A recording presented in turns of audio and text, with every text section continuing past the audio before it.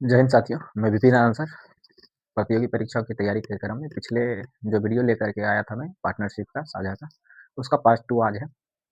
तो जहाँ तक वो हो गया था उसके आगे हम लोग करेंगे। तो आज जो है टाइप 5 है, 5वां प्रकार के प्रश्न आज करेंगे। जब कहता है कि पूंजी कुछ भी लगाओ लेकिन समय कुछ भी हो लेकिन लाभ बराबर बराबर बांटना है, उस प्रकार के प्रश्न है, यानी ये टाइप 5 है। ठीक है ना, ये जो हमारा है टाइप 5वां है। टाइप 5वां है कि लाभ जो बांटना है बराबर है, लाभ बराबर बराबर बांटना है, यही चीज है, बराबर बराबर। ठीक है ना, बराबर बराबर बांटना है। तो आइए हम लोग जब तक प्रश्न समझेंगे, ठीक है ना। तो देखिए हम लोग फार्मूला क्या पढ़े थे, फार्मूला यही था C1 T1 बटा C2 T2 बराबर क्या पढ़े थे, प्रॉफिट P1 बटा P2, ये पढ़े थे फार्मूला। अब देखिए यहाँ कहता है कि प्रॉफिट बराबर है, यानी P1 और P2 बराबर, तो इसका मतलब ये क्या हो जाएगा, बराबर है यानी कट जाएगा। तो हम इसमें क्या करेंगे, टाइम दिया रहेगा या तो पूंजी पूछेगा, या पूंजी दिया रहेगा तो टाइम पूछेगा। तो पूंजी और टाइम एक दूसरे का क्या होता है, उल्टा होता है, सिंपल सा बात है। तो C1 बटा C2 जब करेंगे तो इसको लिख सकते हैं T2 बटा T1, बस इतनी सी बात है। इसी फार्मूला का उपयोग होगा इस प्रकार के प्रश्नों में। तो हम लोग क्या लिखेंगे, जैसे मान के चलेंगे C1 और C2 रहेगा तो जो निकलेगा वो उल्टा कर देंगे उसको। ठीक है, बस इसी चीज को करेंगे प्रश्न की ओर। आइए चलिए देखते हैं, प्रश्न से ज्यादा क्लैरिटी आएगी।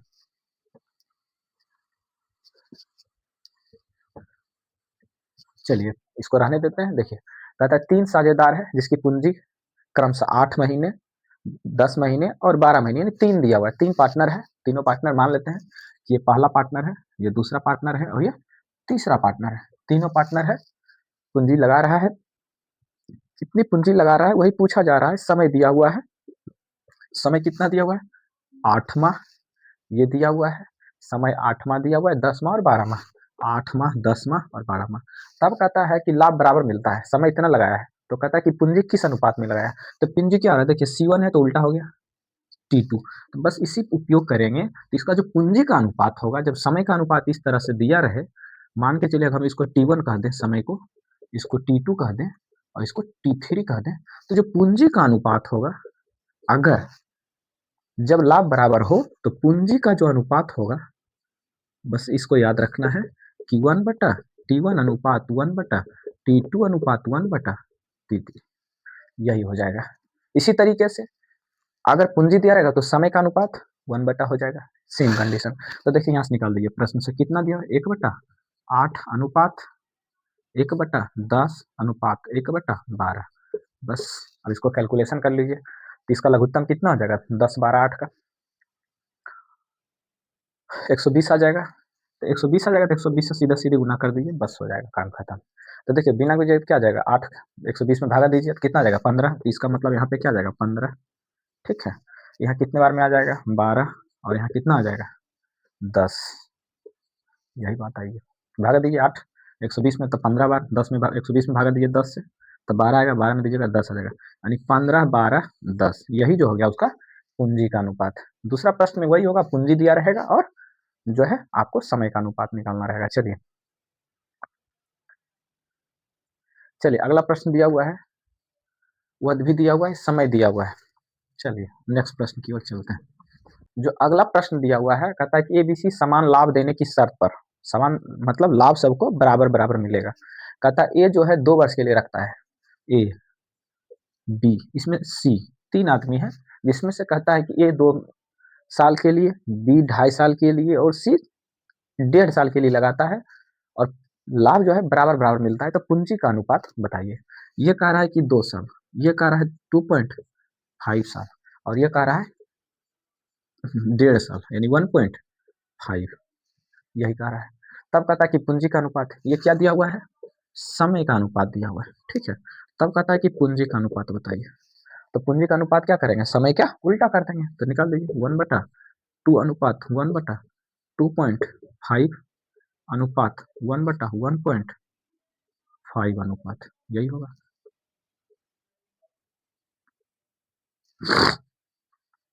देखिए यहाँ ये कितना चला जाएगा, 10 हो जाएगा, ये कितना हो जाएगा, 10 हो जाएगा। देखिए 2 25 और 15 का एलसीएम कितना हो जाएगा, इसका जो एलसीएम हो जाएगा यह हो जाएगा 150, बस। ठीक है, नीचे वाले का तो कितने बार में कटेगा, 75 बार में, 2 से भागा देंगे, 75 गुना 1 करेंगे, 75 आ गया। ठीक है, और इसको गुना 25 छः कटे 6 गुना 10 कितना हो जाएगा 60 हो जाएगा। इसी तरह से कितना हो जाएगा 10 बार में 10 दहें के 100 हो जाएगा। चलिए अब ये कट रहा है क्या, हाँ कटेगा।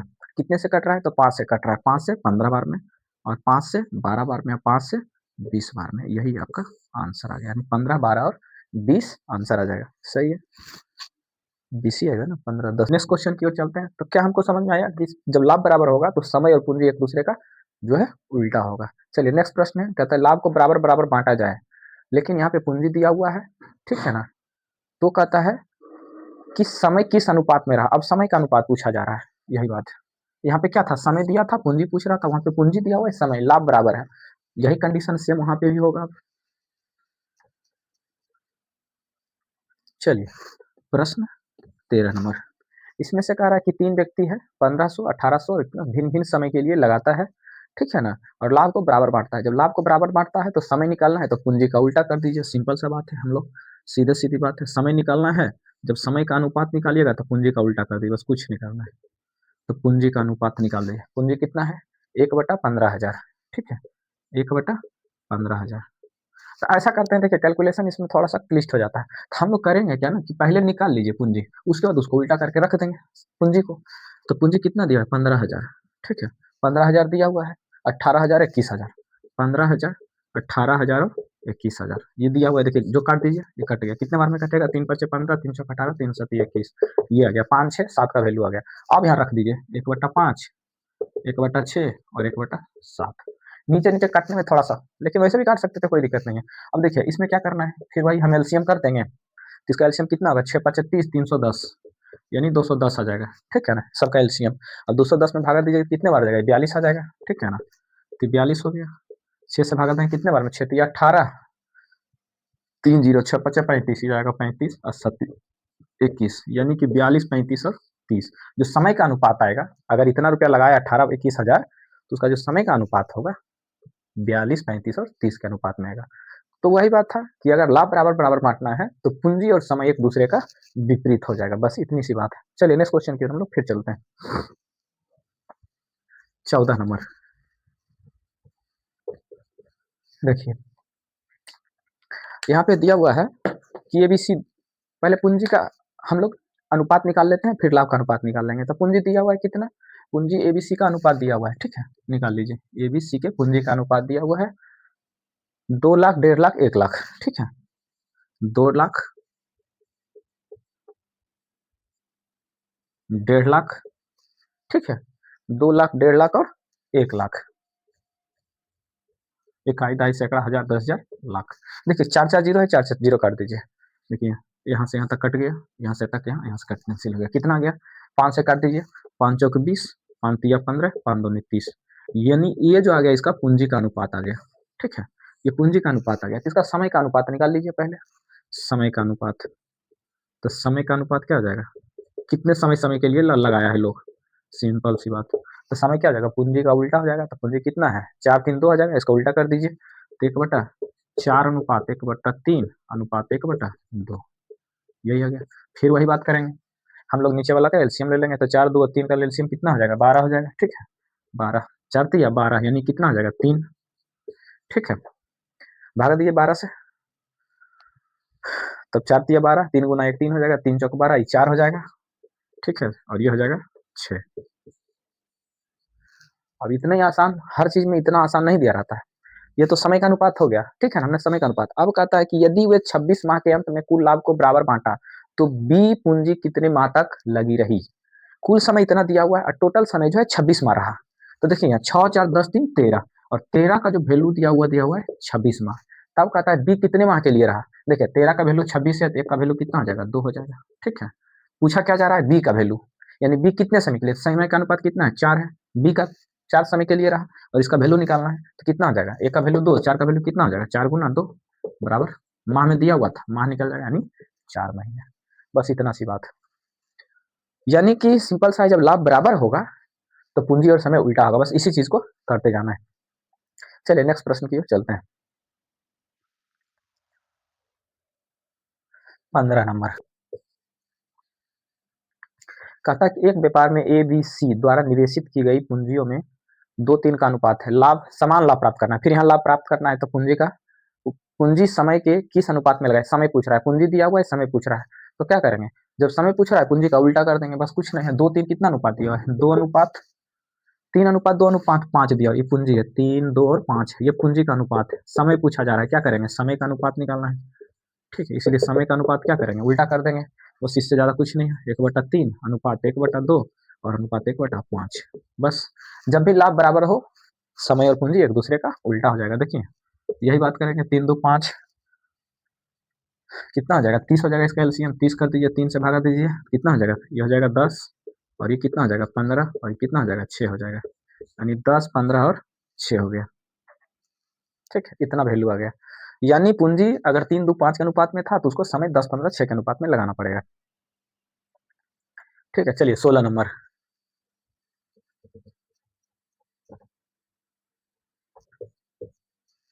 देखिए अभी तक जो बना रहे थे हम लोग टाइप बाई था, यहाँ पे क्या दिया हुआ है, दोनों चीज दिया हुआ है तो अब निकालना है। यहाँ पे देखिए कहता है कि पूंजी का भी अनुपात दिया हुआ है और जो है समय का अनुपात दिया हुआ है, तो कहता है कि लाभ का अनुपात निकालिए। देखिए यहाँ तो लाभ का अनुपात क्या हो जाएगा, पूंजी दिया हुआ है, पूंजी तो पूंजी को सी बोलते थे हम लोग, तो क्या लिखते थे C1T1 C2T2 इस तरीके से, और समय दिया हुआ है टी, इसका अनुपात दिया हुआ है, कितना अनुपात दिया हुआ है 2:3:5, ठीक है, 2:3:5 समय कितना दिया हुआ है 4:2:3, 4, 2 और 3, तब कहता कि लाभ का अनुपात, लाभ क्या हो जाएगा भाई, हम लोग क्या निकालते थे लाभ, C1T1 C2T2 और C3T3, बस हो गया, 4 दूनी 8 गुना कर दीजिए, 3 दूनी 6 और 5 दिया 15, जो लाभ का अनुपात आया 8, 6 और 15 का आया। वहां पे हम लोग लाभ बराबर बराबर देते थे, यहाँ पे दोनों एक साथ कंबाइन करके दे दिया, वहां वैल्यू देता था, यहाँ पे क्या किया है अनुपात दे दिया है, तो कहता है कि उसका अनुपात निकालिए, यही चीज है। चलिए इसी टाइप से एक और प्रश्न है 17 नंबर, वहां पे अनुपात दिया हुआ है और समय दिया हुआ है। चलिए हम लोग अगला प्रश्न देखते हैं 17 नंबर,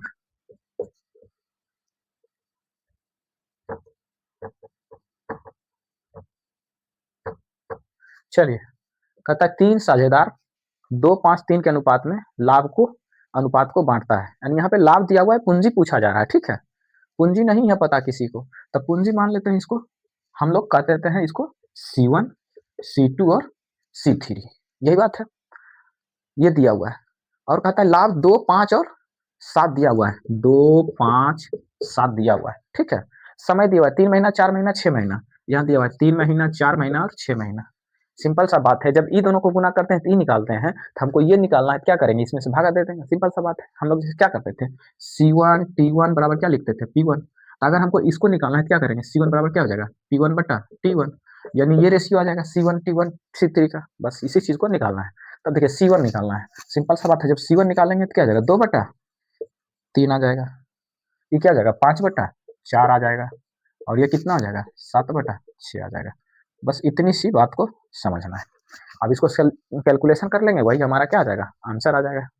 चलिए देखेंगे, फिर यही बात है, इसको कैलकुलेशन कर लीजिए, यानी जो पूंजी का जो अनुपात आया C1 C2 का यही आ गया, देखेंगे, अब इसको गुना कीजिए, 4 6 3 6 का लघुत्तम 4, ये 12 आ जाएगा, ठीक है ना, इसको 12 से गुना कर दीजिए, तो 3 से 12 में भागा दीजिएगा, 4 आएगा, 4 दूनी 8 हो गया, ठीक है, ये 8 आ गया, 4 दिया 12, 12 में भागा देंगे 4 से तो 3 आएगा, 3 गुना 5 करेंगे कितना आ जाएगा 15, ठीक है, अब 6 दूनी 12 7 दूनी 14, यानी जो आंसर आया है 8, 15 और 14 का अनुपात आया, यही चीज है। इसी तरह कहते हैं अगर समय निकालने के लिए पूंजी दे दिया होता और लाभ दिया होता तो समय निकालने के लिए कर रहता तो यही बात आ जाता, 2/ये पूंजी हो जाता, बस इतनी सी बात को करना था। चलिए अब हम लोग जो पढ़ेंगे टाई वाइज नहीं, अब है मिली जुली क्वेश्चन, ठीक है ना, कोई क्वेश्चन है रैंडम है और 10 क्वेश्चन उसी प्रकार के करेंगे।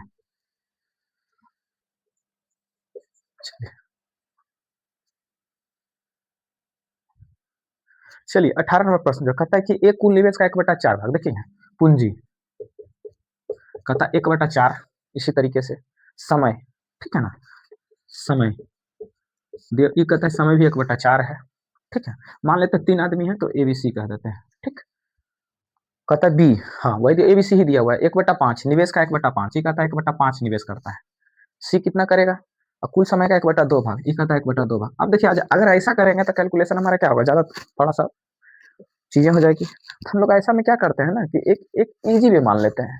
ईजी वे क्या होता है कि जो भी हर जितना है उसका एलसीएम निकालिए, समय वाला का अलग और पूंजी वाला का अलग। तो पूंजी वाला का अलग क्या हो जाएगा, 4 और 5 का एलसीएम कितना हो जाएगा, 20 हो जाएगा। हम कुल पूंजी को मान लेते हैं 20, कुल कैपिटल, ठीक है, 20 मान लेते हैं, ठीक है। और 4 2 का लघुत्तम कितना हो जाएगा, समय को मान लेते हैं कि कुल जो समय है वो हमारा 4 है। बस इतनी सी बात है। अगर ऐसा मान लेते हैं तो कैलकुलेशन ईजी होगा। ऐसा नहीं है कि ऐसा रहेगा तो नहीं बनेगा, बनेगा, लेकिन वो भिन्न का जोड़ घटा गुना करना पड़ेगा, जो कि थोड़ा सा कैलकुलेशन आपको बढ़ा देगा। परीक्षा का जो मेन उद्देश्य होता है, जब भी कोई प्रतियोगी परीक्षा तैयारी करते हैं तो उसका मेन उद्देश्य होता है कि हमको समय बचाना, तो समय इससे आपका बचेगा। तो देखिए कुल समय हम 20 मान लिए हैं, 20 का कहता है पूंजी 1/4, 20 का 1/4 करेंगे कितना हो जाएगा, 5 आ जाएगा। यानी ये जो पूंजी लगाया है वह लगाया है 5, ठीक है। इसी तरीके से बी जो पूंजी लगाएगा 20 का 1/5, 20 का 1/5 का मतलब क्या हो जाएगा, 20 में 5 से भागा देंगे तो हो जाएगा 4 आ जाएगा। अब बताइए कुल पूंजी हमने कितना माना था, 20 माना था, और 5 ये लगा दिया, 4 ये लगाया, तो बचा कितना, 5 4 9 हो गया, 20 में से 9 बचेगा तो कितना बचेगा, 9 घटाएंगे तो कितना बचेगा 11। यानी सी जो पूंजी लगाया हुआ 11 लगाया। अब आइए समय की बात करते हैं। समय हमने टोटल कुल कितना माना है, 4 माना है। यह कहता है कि 1/4 लगा दें, 4 का 1/4 कितना हो जाएगा, कहता है 1/4 समय के लिए, तो 1/4 मतलब 1, 4 से भागा दे दीजिए, इसमें तो कितना आ जाएगा, 1 आ जाएगा, ठीक है। अब दूसरा कहता है कि इसका 1/2 लगाते हैं, यानी इसका जब 1/2 करेंगे तो 2 से भागा देंगे, यानी 1/2 गुना करेंगे तो कितना आ जाएगा, ये 2 हो जाएगा, ठीक है। अगला चीज है जो कह रहा है कि सी जो लगाता है वह पूरे समय के लिए लगाता है, निवेश करता है। तो पूरा समय कितना है, 4 है, तो सी जो लगाया हुआ 4 समय के लिए लगाया। अब देखिए प्रॉफिट इसका वैल्यू निकल जाएगा, ये रेशियो है, ये चीज है ना, ये रेशियो है, ये रेशियो है, ठीक है। देखिए 5 गुना एक कितना हो जाएगा, 5, ये लाभ का अनुपात उसका निकल गया, लाभ का जो अनुपात है, 4 दूनी 8 आएगा, चौक 44। चलिए इतनी बात प्रश्न से तो आ गया। अब आगे प्रश्न क्या कर रहा है तब पढ़ते हैं। अब कहता है कि यदि व्यापार का कुल लाभ 5700 है, कहता है कि जो कुल लाभ हुआ है वह 5700 है, तब कहता है ए और सी के बीच का अंतर, तो ए और सी के बीच का अंतर कितना होगा, लाभ का अंतर, 44 में से 5 जाएगा कितना बचेगा, 39। यानी कहता है 39 का वैल्यू कितना होगा, यानी ये सी माइनस ए का वैल्यू, ठीक है। तो कितना होगा, सी माइनस ए बराबर कितना है, 39, और 39 का वैल्यू पूछा जा रहा है। तो पहले हम ए का तो वैल्यू निकाल लें, तो लाभ दिया है 5700, तो 8 5 13 और 14 कितना 57, और कहता है कुल जो लाभ आया 57 आया, और इसका जो वैल्यू दिया हुआ यह दिया हुआ है 5700। तो ए का वैल्यू कितना आ जाएगा, 100, कट जाएगा, ये ना जाएगा। 57 को काट दीजिए कितने बार में, एक बार में, 2 जीरो, यानी एक का वैल्यू 100। क्या पूछ रहा है कि सी और ए के बीच कितना लाभ का अंतर है, तो सी और बी के लाभ का अंतर कितना है, 44 में से 5 जाएगा 39, यानी 39 का वैल्यू कितना हो जाएगा, 39 गुना 100। बस यही बात करना है, 39 गुना 100 बराबर 39, ठीक है। तो प्रश्न ही 4 लाइन का है, लेकिन इसका सवाल अगर आप समझ गए तो बहुत ईजी है। इसमें हम लोग करना क्या था, जो 1/5 और 4 दिया हुआ था, जो नीचे वाला पोर्शन था उसको एलसीएम निकाल दिया पूंजी का और समय का, बस इतनी सी बात करना था। अगर वो कर दिए ये आसान हो गया, हमारा आंसर आ गया 39। चलिए नेक्स्ट क्वेश्चन की ओर हम लोग चलते हैं।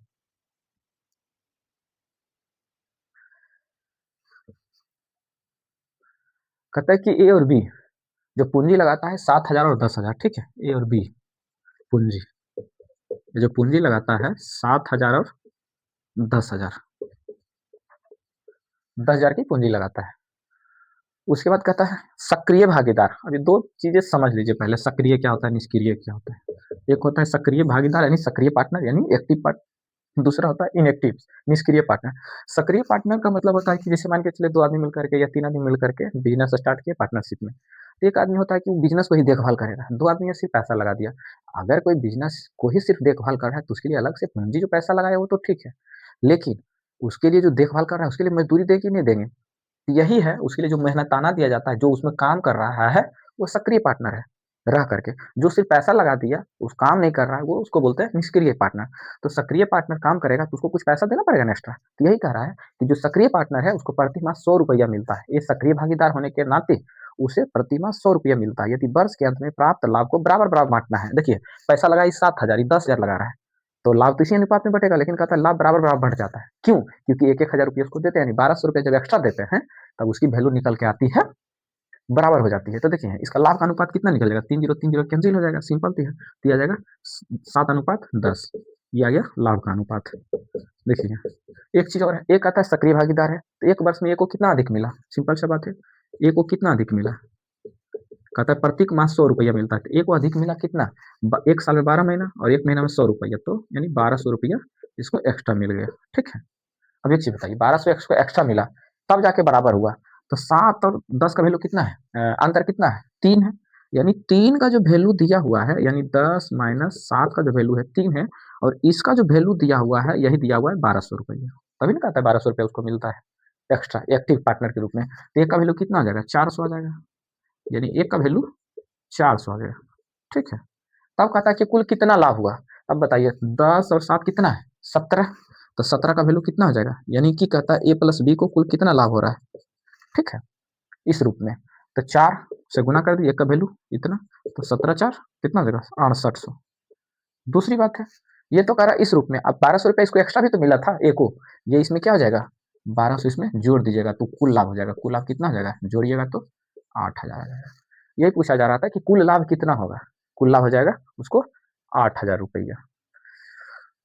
चलिए नेक्स्ट प्रश्न की ओर चलते हैं।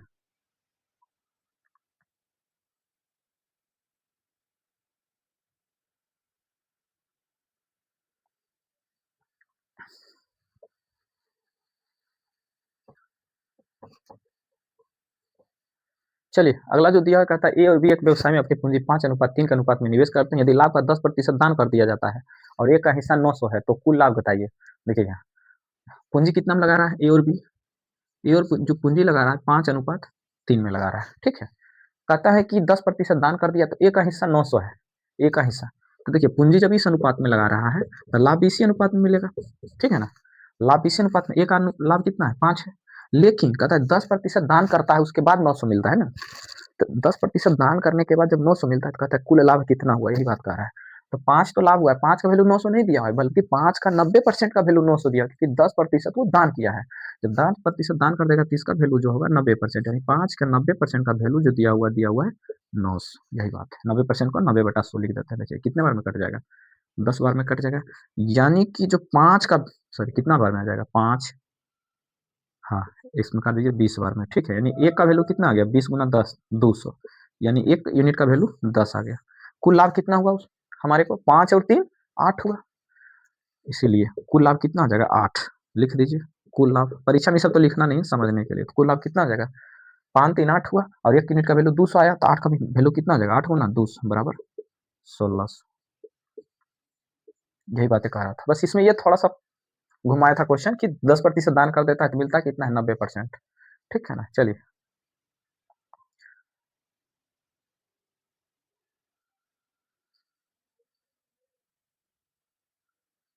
चलिए अगला, चलिए प्रश्न 21 नंबर।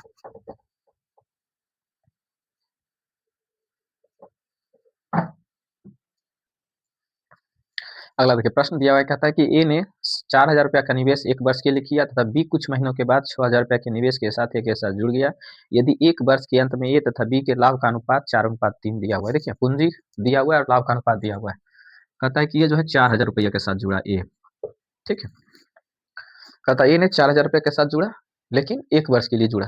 ठीक है, तो एक वर्ष में कितना महीना, 12 महीना।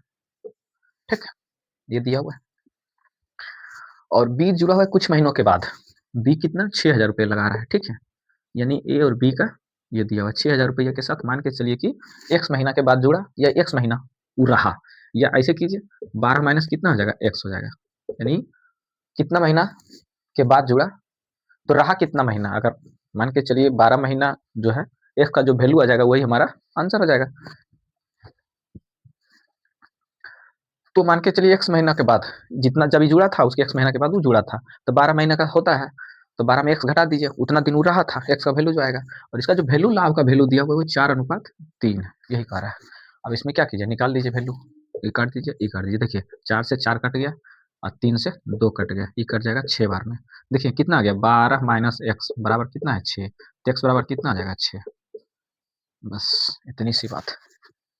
हम क्या किए, पूंजी के अनुपात, पूंजी कितना है, ये कहता है 4000 रुपया लगाया एक साल के लिए, एक साल में कितना 12 महीना होता है, ये कहता है कि 6000 रुपया लगाया लेकिन कुछ महीना के बाद लगाया था, हमने बोल दिया कि एक्स महीना के बाद लगाया, 5 महीना के बाद लगाया, तो कितना दिन वो रहा, 12 महीना माइनस एक्स, जैसे मान के चलो ऐसे इसको समझिए, एक साल में 12 महीना होता है और कहता है 6 महीना के बाद लगाया, तो इसको हम लोग क्या करते हैं 12 माइनस 6, या 8 महीना के बाद लगाया तो 12 महीना 8 4 महीना रहा। यही कहते हैं कि x महीना के बाद लगाया तो 12 महीना माइनस x कर दिए, बस यही बात है, x का वैल्यू 6 आ गया। चलिए ये हो गया हमारा। चलिए नेक्स्ट क्वेश्चन की ओर, अगला है 22 नंबर।